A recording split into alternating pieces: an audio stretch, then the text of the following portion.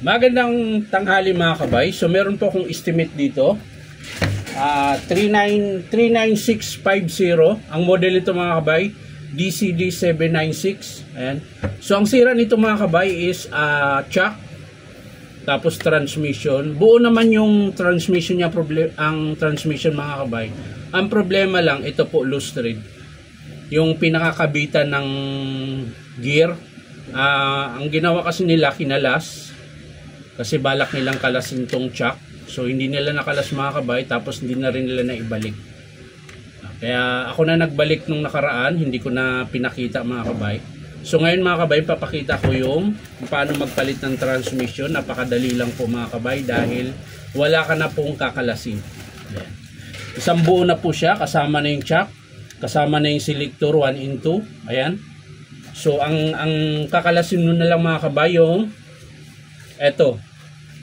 Yung sa housing niya na 4 sa harap ng transmission, yung 4 na screw, yan na lang kalasin nyo, at saka yung screw sa housing.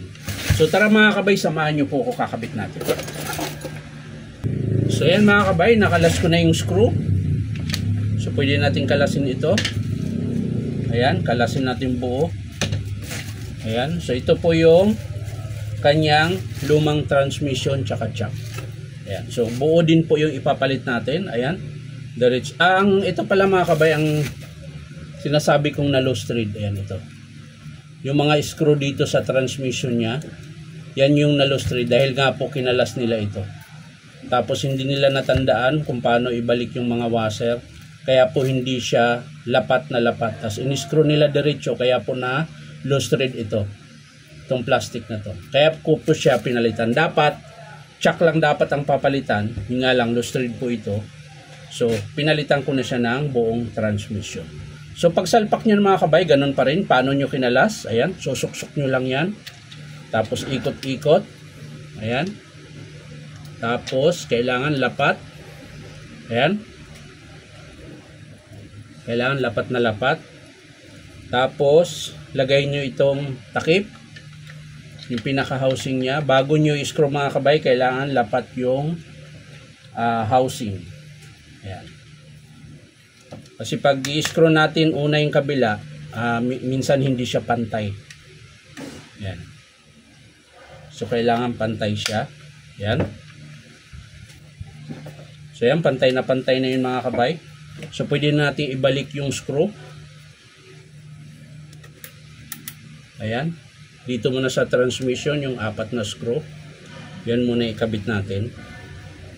Panghuli na po yung sa housing. So ito mga kabay, dahan-dahan lang po yung ano. Pag naghigpit kayo para hindi po malustrid yung plastic. Ayan. So hindi naman po siya nalustrid basta-basta. Nalulustrid lang po yung housing niya kapag paulit-ulit mo binuksan. Yung bukas-sara, doon po siya nasisira. Ayan. So okay na po yung 4 na screw. So dito na po tayo sa kanyang housing. Ayan, kakabit natin.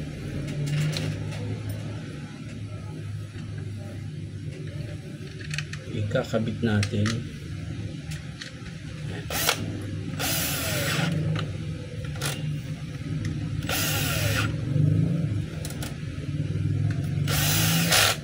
So ayan, pag mga ganito mga kabay, malambot lang po ka-housing nito. Pag naghigpit kayo, mga 3.5 lang siya. Ayan, lagay mo lang sa number 3. Para kahit masubrahan yung pigaan nyo ng cordless, hindi siya masisira. Ayan. Usa na siyang hihinto.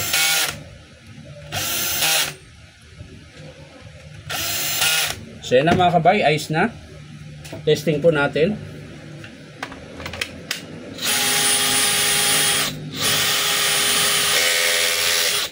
So, tandaan nyo po, yung mula 1 hanggang 15, 14, 13, 14, 15, yan po yung, para po yan pag nag-i-screw kayo. Yan. Pag nag-i-screw kayo, nagbaklas kayo ng screw, yan po yung number na yan, 1 hanggang 15. Tapos, yung drill naman, yun yung pag nagbubutas kayo. Pag hammer naman po, tapat nyo sa may martilyo, ayan, ibig sabihin nakahammer ka po niya. Ayan po. Ayan, naka-hammer po yan. Pag drill lang, tatapat nyo lang po sa drill, yung may arrow na yan. Yan, drill lang po yan. Pag nag-screw kayo, mula 15 hanggang 1. Yan. Pag naghigpit at luwag naman kayo ng screw, ng bala, halimbawa kakabitan siya ng Phillips screw. Dito ka lang sa mga 9. Yan, malakas na ngayon 9. Kahit mga 5 lang. Yan, tapos pag kinabit nyo, ganyan lang. Pero dapat may gloves kayo mga kabay dahil medyo masakit to bakal. Pag nagtanggal kayo mga kabay, i-reverse nyo lang, hawakan nyo yung chuck. Yan, tanggal lang po siya. Yan. So yan lang mga kabay, maraming salamat sa panonood at palike and share na rin po. At syempre po, sa mga gusto magpa-repair mga kabay, punta lang kayo dito sa Powerman Hardware 530 T. Alonso, Santa Cruz, Manila. Dito nyo rin po mabibili ang mga ganitong tools. Original DeWalt po siya mga kabay, dito po sa Powerman Hardware. So yan lang mga kabay, bye-bye.